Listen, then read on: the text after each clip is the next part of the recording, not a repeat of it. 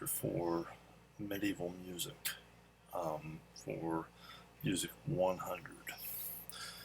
And I'm going to be focusing in on music of the Middle Ages, but also some background information of what came before it in Western history. So here's a review again of what Western versus non-Western is, and it relates to the map as the Roman Empire was split up. And there we have it roughly with the current national boundaries in place, and the red is the Roman Empire, and the west and the east would be the Eastern Empire under Constantine. So that's the split of those two terms.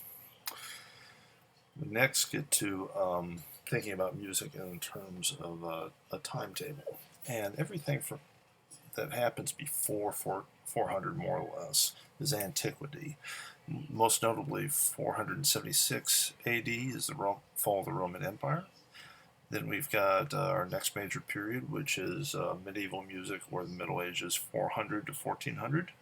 Then the Renaissance, 1400 to 1600. Baroque, 1600 to 1750. Classical, 1750 to 1800. And Romantic, 1800 to 1900. And then we've got our 20th and 21st centuries being 1900 to the present. Our antiquity section is, of course, the longest. It's everything of human history until 400. And then you'll notice that the Middle Ages is a long time, then 200 years for the Renaissance, 150 for the Baroque, 50 only for classical, and then Romantic 100 years. And then we haven't really divided up the 20th and 21st centuries that well by historians yet. Okay. So here's an important point to take note of: the common practice versus early music idea. And the common practice period is really the 17th, 18th, and 19th centuries and further. Okay, everything before 1600 is considered early music by historians and performers. Again, looking back to here, so 1600 and before is right here. So Renaissance and before, early music. Baroque and later is common practice period. Early music can be performed on modern instruments or period instruments, and also can be performed with a modern vocal approach or an earlier approach. Both are valid, and there's a lot of good performances of both ways. Okay, early music approach will be looked at a little bit more in our Renaissance chapter. Here's some pictures of early instruments, and we've got a drum over there, we've got lutes, a viol. This thing looks a little bit like a cello or a bass or a violin, but this is a viol. There's a whole family of those. They have more strings on them. They also have a different type of bridge. They have a different sound than the violin family. Here's a lute. There's the back of the lute. Here's some recorders. Here's a cornetto made out of bone. And here's some harps. That's a couple of things. So the lute, viol family, sackbuts, cornetto, drums, natural trumpet over there that has holes in it instead of keys, harps. And here's some more pictures. Here would be a cornetto and sackbut consort. And you have the cornetto right here, plays on like a brass mouthpiece, the same as a trombone or trumpet modernly. Here's the predecessor to the modern trombone called the sackbut. And it has a much smaller bell, and they're often much longer in different keys. And what the players have here is an alto, a smaller one, a tenor, and a bass sackbut.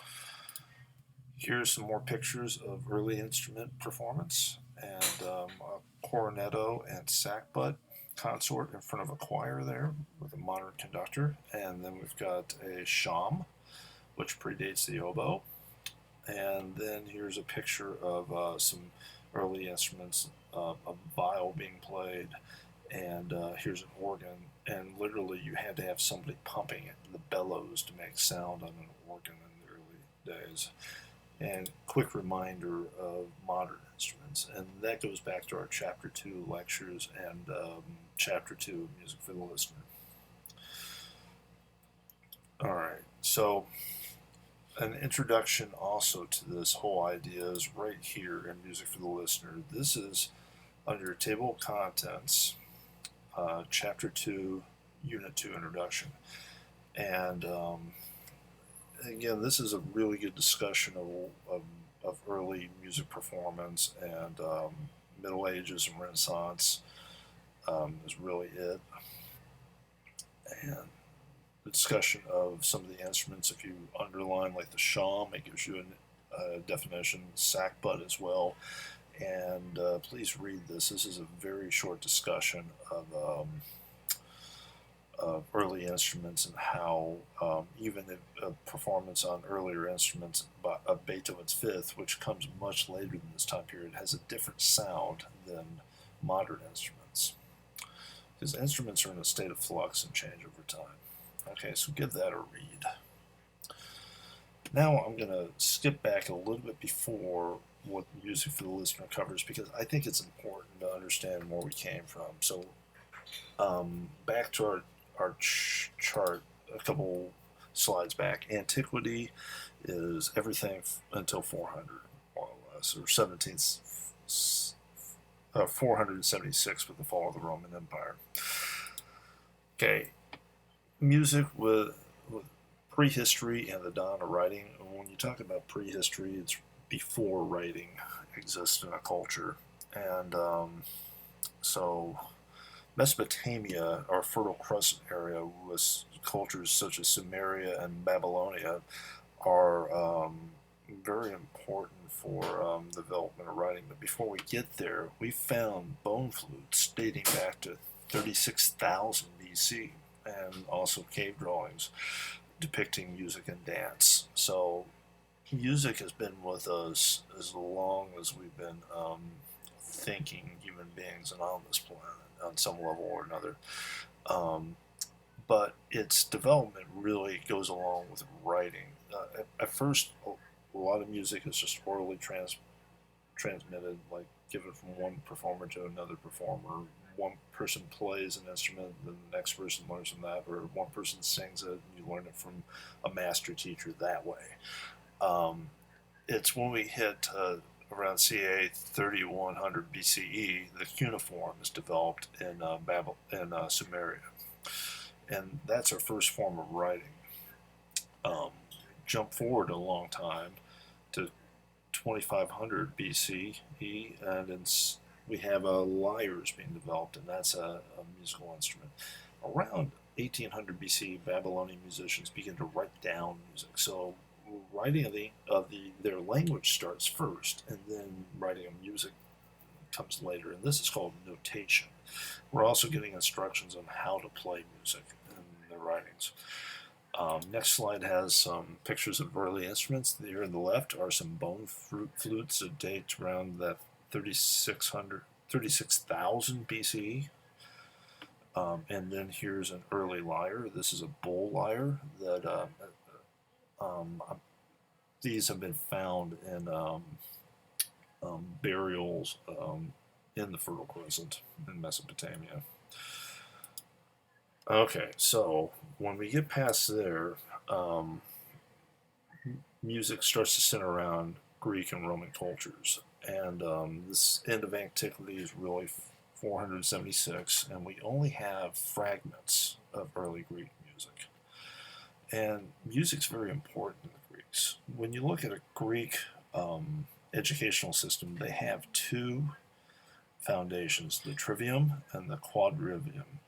And the classical Greek system of education is what the liberal arts education you're now receiving is based on. Um, um, so the trivium would be grammar, dialect, and rhetoric. And within dialect, we also have logic. So that's foundational. And then we get to the next area of the seven original disciplines. We have the quadrivium. And the trivium leads to the quadrivium. We've got arithmetic, geometry, astronomy, and music. So music has foundationally always been one of these things that's studied in schools. So yet another reason to learn about music. The Greeks study the emotion and mathematical properties of music. And that's going to make more sense in the next slide. So, more things about Greek music. Very few remnants exist. Principal Greek instruments that we know about are the alus and the lyre and katera. The alus is a flute instrument that has two flutes coming out, and you'll see it in a picture in the next slide. And the lyre is like a little harp that's handheld, smaller, and katera is like a bigger version of the lyre. The Greeks developed this concept of melos, or performing music, and that's where we get the word melody.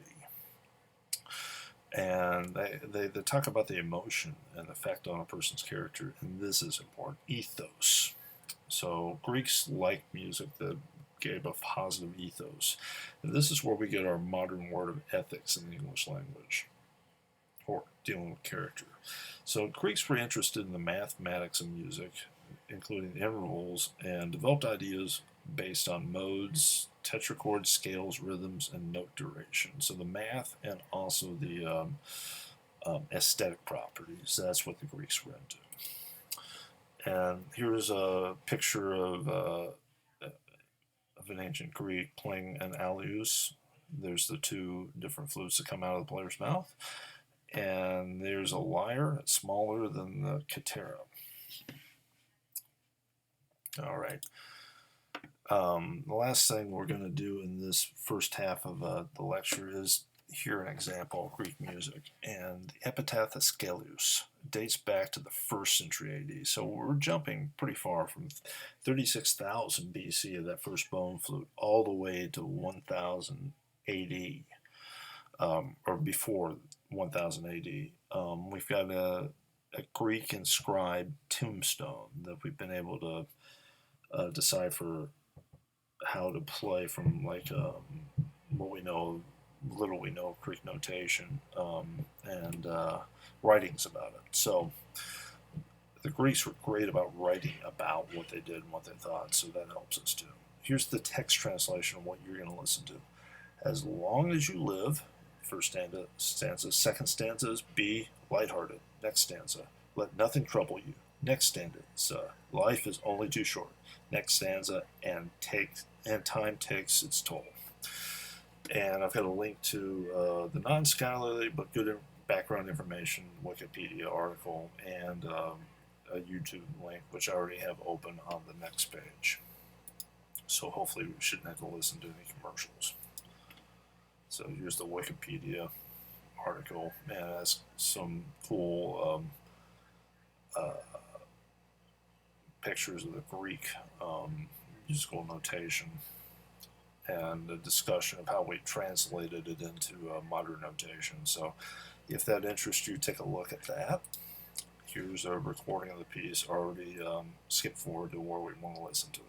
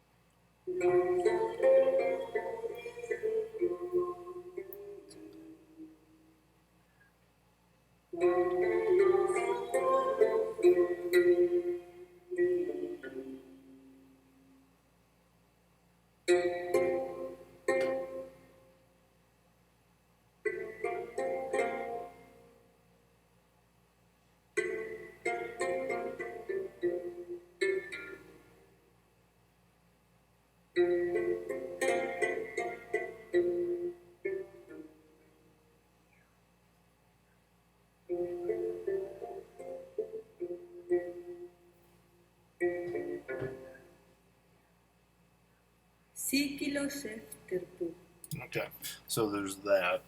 And I said stanza before, it's just part of the text. It's one poetic short piece that we found. And that was the katera, that larger lyre looking instrument being performed. So again, here's a picture of it right there underneath the singer. So that is the first part of this week.